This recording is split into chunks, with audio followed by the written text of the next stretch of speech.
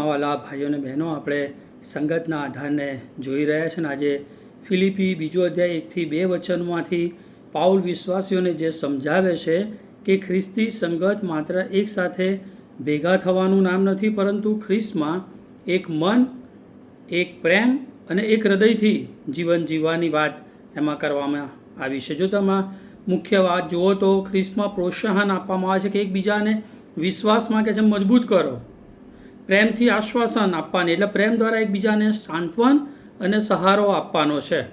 ત્યાં આપણે પવિત્ર આત્માના માર્ગદર્શન હેઠળ એકતામાં પવિત્ર સંગતનો આનંદ માણવાનો વાત છે. ત્યાં કરુણા અને દયા જોવા મળે છે, એટલે કે એકબીજા પ્રત્યે સહાનુભૂતિ અને દયાળુ હૃદય આપણે રાખવાનું છે.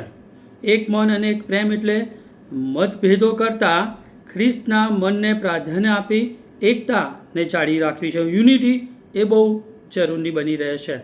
ખ્રિસ્તી સંગતનું અહીંયા જે મુખ્ય સત્ય આપણને જે જોવા મળે છે કે સાચી ખ્રિસ્તી સંગત ત્યારે આપણને જોવા મળે છે જ્યારે વિશ્વાસીઓ ખ્રિસ્તના પ્રેમમાં જોડાઈ પવિત્ર આત્માના માર્ગદર્શન હેઠળ નમ્રતા, એકતા અને પરસ્પર પ્રેમથી જીવન જીવે.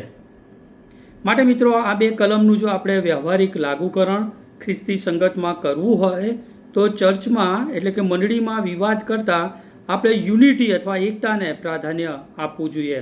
આપણે એકબીજાને વિશ્વાસીઓ તરીકે, પ્રભુના બાળકો તરીકે પ્રોત્સાહિત કરવાના છે અને જે જરૂરિયાતમંદ લોકો છે તેઓને સહાય અને મદદ કરવાની છે. આત્મિક રીતે હોઈ શકે, દૈહિક રીતે, બૌદ્ધિક અને બધી રીતે આપણે એકબીજાને સહાય અને મદદ કરવાની છે.